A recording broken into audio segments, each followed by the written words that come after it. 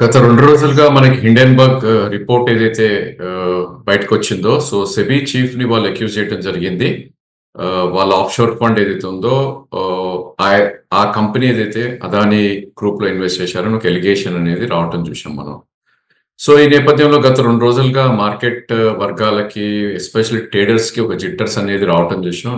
ఈ రిపోర్ట్ అనేది మనకి Friday evening or Saturday morning రావటం చూసాం. 2 డేస్ హాలిడేస్ ఉంది కాబట్టి అది టోటల్లీ చాలా బిగ్ సర్క్యులేషన్‌గా వెళ్ళి ట్రేడర్స్ అంతా కూడా నర్వస్‌కి గురి చేయటం చూసాం.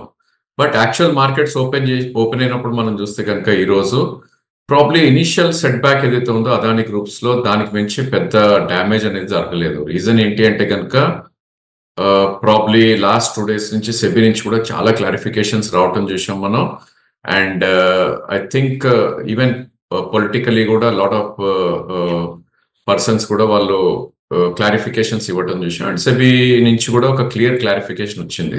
అన్ని డిస్క్లోజ్ ఉన్నాయి, వాటి వల్ల ఏం ఇష్యూ లేదు అన్న దీంతో. సో ఈ నేపథ్యంలో మనకి ఇనీషియలీ డెఫినెట్లీ వీక్ హార్ట్స్ ఎవరైతే ఉంటారో వాళ్ళు సెల్ చేసే ప్రయత్నమే చేస్తారు కాబట్టి అదానీ గ్రూప్స్ లో కొద్దిగా సెల్ ఆఫ్ అనేది గురవటం చూసాం. But eventually as a market progressed, so probably ఆ సెల్ ఆఫ్ అనేది కంప్లీట్ అయిపోయి మళ్ళా ఫ్రెష్ బయింగ్ అనేది కూడా ఆ గ్రూప్ స్టాక్స్ అన్నింటిలో రావటం చూసాం. సో ఈ రోజు పడతా కారణం అదానీ గ్రూప్స్ లో అదొకటే కారణమా అనేది మనం చార్టికలీ వెళ్ళి చూస్తే కనుక అదానీ గ్రూప్స్ రిజల్ట్స్ వచ్చినప్పటి నుంచి కూడా టోటల్లీ అండర్ పర్ఫార్మెన్స్ లో ఉందని చెప్పొచ్చు. ఎందుకంటే మనందరికి తెలిసిందే June 4th ఏదైతే రిజల్ట్స్ ఎలక్షన్స్ అయ్యాయో June 7th రోజు మనకి రిజల్ట్స్ రావడం జరిగింది. ఆ రోజు కనుక మనం అదానీ ఫ్లాగ్షిప్ కంపెనీస్ మూడే తీసుకుంటే కనుక Adani enterprises and Adani port and Adani power, ఈ 3 స్టాక్స్ ని మనం చార్టికల్లీ తీసుకుంటే కనుక అదానీ ఎంటర్ప్రైజెస్ మనకి 7th జూన్ రోజు ఏదైతే హై ఫామ్ అయిందో 3743 హై ఫామ్ అవటం చూసాం. ఆఫ్ కోర్స్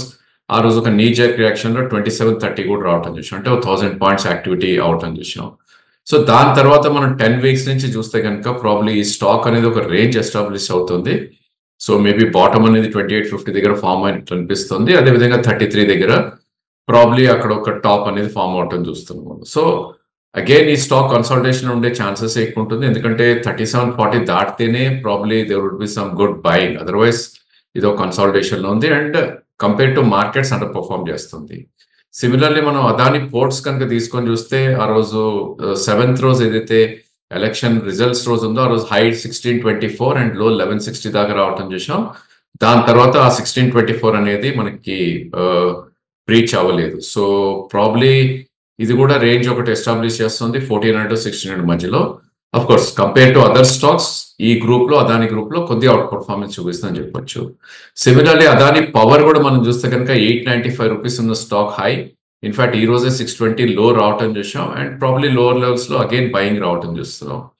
సో ఈ నేపథ్యంలో హిండెన్బర్గ్ ది ఎంతవరకు ప్రభావం ఉంటుంది అంటే కనుక ఎక్కువ లేదనే చెప్పాలి. ఎందుకంటే ఒకవేళ నిజంగా మార్కెట్ లో ఒక బిగ్ సెల్ ఆఫ్ వచ్చింది అనుకుంటే కనుక అవన్నీ స్టాక్స్ కూడా ఎనీవేర్ బిట్వీన్ 10 to 20% కూడా క్రాక్ అయ్యే ఛాన్సెస్ ఉంటుంది. సో ఇది డిస్కౌంట్ అయిపోయిందా ఇప్పుడే చెప్పడం కొద్దిగా కష్టం. ఎందుకంటే అదానీ గ్రూప్స్ అదే కంపెనీ అండర్ పర్ఫార్మ్ చేస్తున్నాయని చెప్పొచ్చు. సో ఫర్ ఎగ్జాంపుల్ మనకి ఇండెక్స్ చూసుకుంటే కనుక నిఫ్టీని కంపేర్ చేసుకుంటే కనుక ఎలక్షన్ రిజల్ట్స్ రోజు ఏదైతే లో ఫామ్ అయిందో 21,281 was the low and high మనం చూస్తే కనుక 25,000.